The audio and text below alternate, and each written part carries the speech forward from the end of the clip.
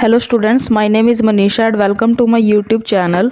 Students, आज की इस वीडियो में हम टॉपिक अपना स्टार्ट करने वाले हैं। हम अपना सब्जेक्ट जो स्टार्ट करेंगे वो करेंगे हम business statics MCom second semester.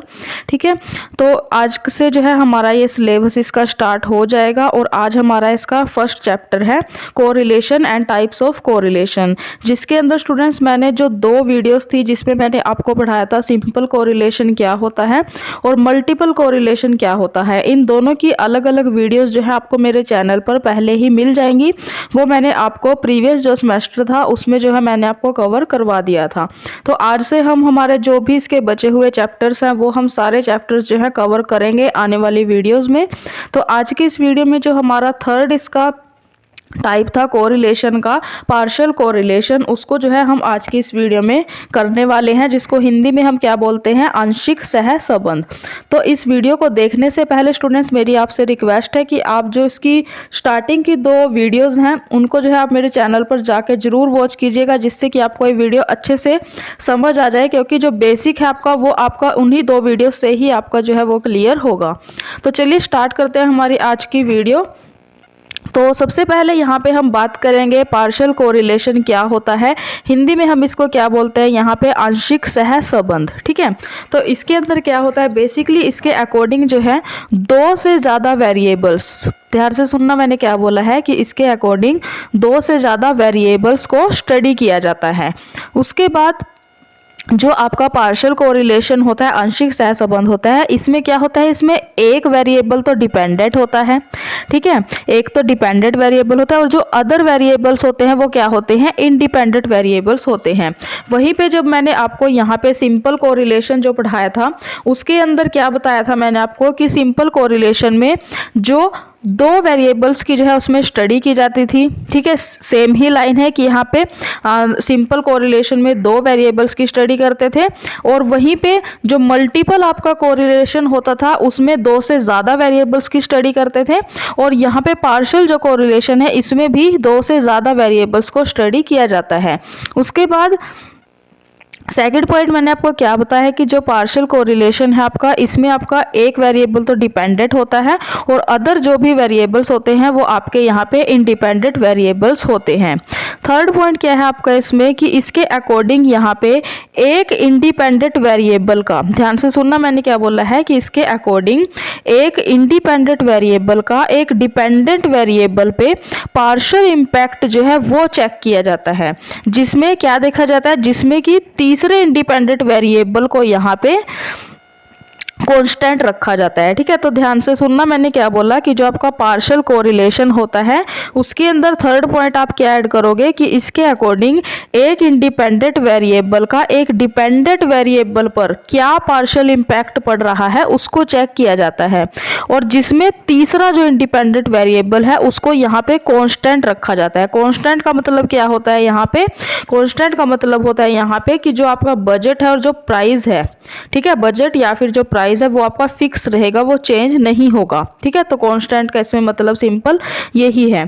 तो स्टूडेंट, ये जो मैं आपको वीडियो यहाँ पे पढ़ाती हूँ जो प्रैक्टिकल सब्जेक्ट्स हैं, तो जो बच्चे यहाँ पे प्रैक्टिकल क्वेश्चन नहीं कर पाते हैं तो उनके लिए जो है मैं यहाँ पे थ्योरी की जो वीडियोस है वो सारी मैं अपने चैनल पर अपलोड करती हूँ। तो ये जो आपका बिजनेस स्टैटिक्स का सब्जेक्ट है, क्योंकि थ्योरी आपकी कहीं से भी आ सकती है, तो जो बच्चे बिल्कुल भी प्रैक्टिकल नहीं करते हैं उनको यहाँ पे सारा का सारा थ्योरी अपनी पढ़नी होगी। ठीक है, जिससे वो एग्जाम में पास हो सके।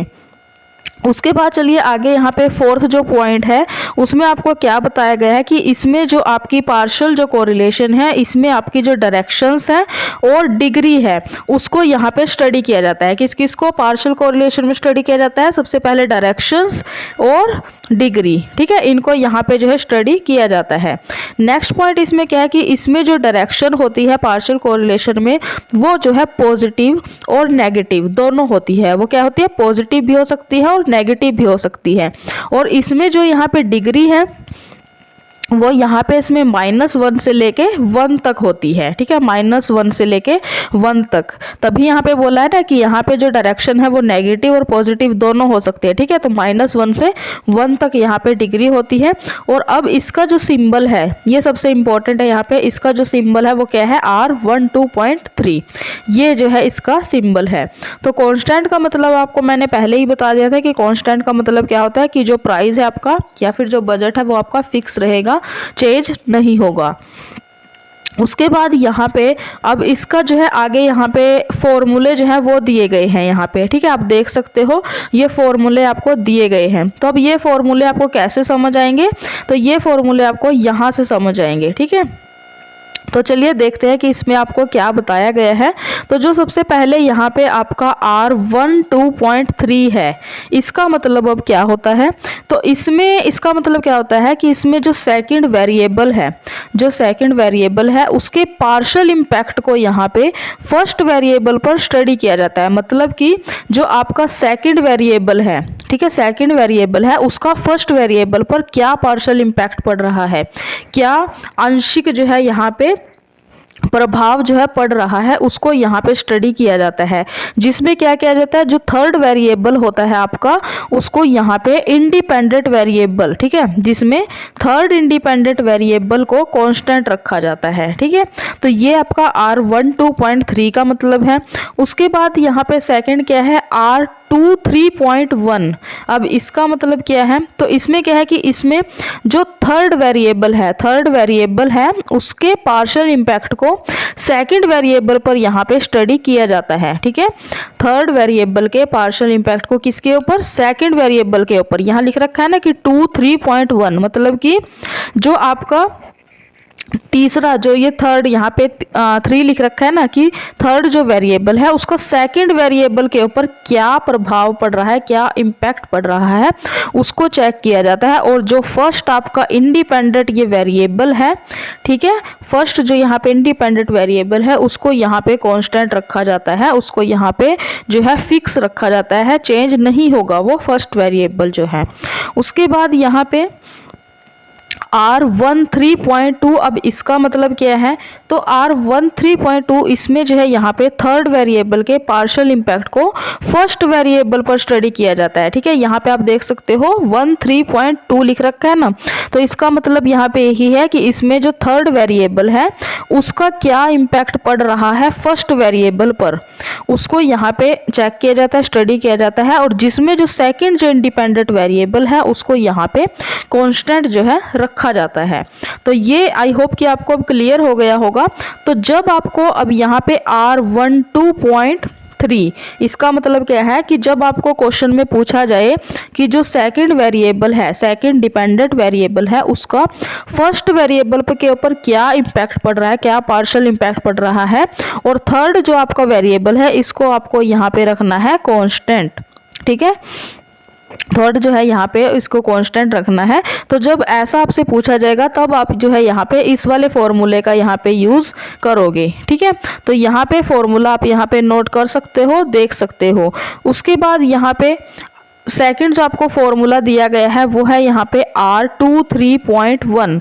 मतलब कि अगर आपको क्वेश्चन में पूछा जाए कि थर्ड जो वेरिएबल है, थर्ड डिपेंडेंट वेरिएबल का सेकंड इंडिपेंडेंट वेरिएबल के ऊपर, यहाँ पे डिपेंडेंट वेरिएबल के ऊपर क्या इम्पैक्ट पड़ रहा है, पार्शियल इम्पैक्ट, और जिसमें फर्स्ट को आप क्या रखोगे, कांस्टेंट रखोगे, तो उसके ऐसे उसमें आपको जो है इस वाले फॉर्मूले का यूज़ करना होगा। और थर्ड आपसे पूछा गया कि R13.2, मतलब कि थर्ड डिपेंडेंट वेरिएबल का यहाँ पे फर्स्ट वेरिएबल के ऊपर क्या इम्पैक्ट पड़ रहा है, ठीक है, उसको जो है यहाँ पे स्टडी किया जाता है। और जिसमें सेकंड जो वेरिएबल है उसको यहाँ पे कांस्टेंट रखेंगे। तो ऐसी सिचुएशन में आपको इस वाले फॉर्मूले का यहाँ पे यूज़ करना होगा। उसके बाद यहाँ पे लास्ट जो आपको यहाँ पे फॉर्मूलाज दिए गए हैं, relationship between simple, partial and multiple correlation coefficients. तो जब आपको इन तीनों के बीच में यहाँ पे रिलेशनशिप को फाइंड आउट करना हो तो ऐसी सिचुएशन में आपके पास यहाँ पे 3 फॉर्मूले आपको दिए गए हैं, तो सिंपल इनसे मिलते जुलते ही हैं ये फॉर्मूले, ठीक है। तो ये भी आपको यहाँ पे लर्न कर लेने हैं। और स्टूडेंट्स अगर आप यहाँ पे अच्छे से फॉर्मूले को याद करोगे तभी जो है आपको ये एग्जाम में लिखने हैं, अदरवाइज जो है अगर आप यहाँ पे गलत करके आओगे तो यहाँ पे आपके मार्क्स जो है थ्योरी में कट जाएंगे, ठीक है। तो आपको ये जो है ध्यान से आपको ये ज़रूर याद करने पड़ेंगे, क्योंकि आपको सिर्फ थ्योरी ही अगर आप करोगे तो ये फॉर्मूले जो है यहाँ पे इम्पोर्टेंट रहने वाले हैं, ठीक है। तो ये थी स्टूडेंट्स हमारी आज की छोटी सी वीडियो, जिसमें मैंने आपको यहाँ पे पार्शियल कोरिलेशन के बारे में जो है डिटेल में कवर करवा दिया है। जो बच्चे थ्योरी करते हैं उनके लिए जो है यहाँ पे स्पेशल जो नोट्स हैं वो मैंने यहाँ पे बनाए हुए हैं, जिसमें आपको मैंने एक एक पॉइंट जो है वो सारा जो है मैंने आपको क्लियर कर दिया है। तो आई होप कि ये वीडियो आपके लिए यूज़फुल रही होगी और आपको जो है अब पार्शियल कोरिलेशन क्या होता है इसके बारे में अब आपको कोई भी डाउट नहीं रहेगा। फिर भी अगर आपका कोई भी डाउट है तो आप जो है मुझे इसी वीडियो के कमेंट सेक्शन में कमेंट करके पूछ सकते हो, ठीक है। तो मैं जल्दी से जल्दी आपका रिप्लाई करने की जो है पूरी कोशिश करूंगी। तो स्टूडेंट्स अगर आपके लिए ये वीडियो बिल्कुल भी यहाँ पे यूज़फुल, थोड़ी भी यूज़फुल रही होगी तो आप इस वीडियो को एक लाइक और शेयर जरूर कर दीजिएगा और चैनल को सब्सक्राइब करके साथ में दिए हुए बेल नोटिफिकेशन को भी ऑन जरूर कर लीजिएगा, जिससे मेरी आगे आने वाली जितनी भी वीडियोज़ हैं उन सब की नोटिफिकेशन आपको सबसे पहले मिल सकेगी और कोई भी वीडियो आपसे मिस नहीं होगी। और स्टूडेंट्स आज जो है हमारा यहाँ पे बिजनेस स्टैटिक्स का जो फर्स्ट आपका चैप्टर है correlation and types of correlation वो आपका यहाँ पे ख़त्म हो चुका है। उसके बाद जो है हम आगे जो हमारी नेक्स्ट वीडियो होगी उसमें जो है हम इसका आगे जो चैप्टर्स हैं हमारे उनको जो है हम यहाँ पे स्टार्ट करेंगे नेक्स्ट वीडियो में। तो मिलते हैं स्टूडेंट्स ऐसी ही यूज़फुल वीडियो के साथ नेक्स्ट वीडियो में, एंड तब तक थैंक यू सो मच।